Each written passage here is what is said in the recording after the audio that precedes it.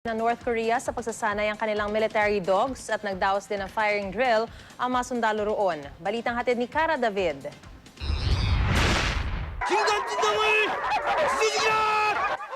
Ang ibig sabihin ng mga katagang iyan, lapain si Kim Kwon-jin, utos ng isang sundalo sa North Korea sa military dogs na kanilang sinasanay.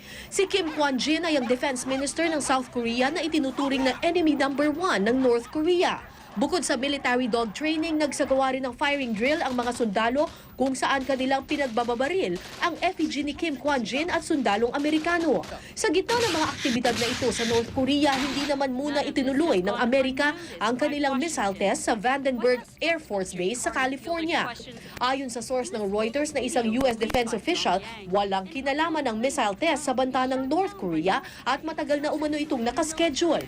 Sinabi rin ng source na posibleng sa susunod na buwan ituloy ang test launch. Sa gitna naman ng pagpupulong ng mga world leaders sa China para pag-usapan ng ekonomiya sa Asia, sinabi ni Australian Prime Minister Julia Gillard na dapat ay maging handa ang rehiyon sa anumang magiging epekto ng tensyon sa Korean Peninsula. All countries in the region share a deep interest in strategic stability, but the consequences of conflict are ever more severe for us all. This is nowhere more clear than on the Korean Peninsula. There, any aggression is a threat to the interests of every country in the region.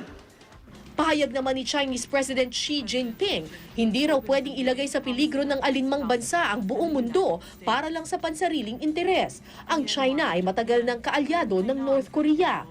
Para naman kay dating US Ambassador to the United Nations na si Bill Richardson, dapat mamagitan na ang China sa North at South Korea. I think China has to be the key. We have to really get them to lean on North Korea. Samantala, naniniwala rin ang ating Department of Foreign Affairs na walang seryosong banta sa Korean Peninsula. Kaya ipagpapaliban muna ni Secretary Albert Del Rosario ang pagpunta sa Seoul para sana pag-usapan ng contingency plan. At kahit inirekomenda na ng North Korea na palikasin ang mga diplomat doon bago mag-April 10, iginiit ng ilang bansa tulad ng United Kingdom at Poland na hindi nila paaalisin ang kanilang mga diplomats sa North Korea. Cara David, GMA News.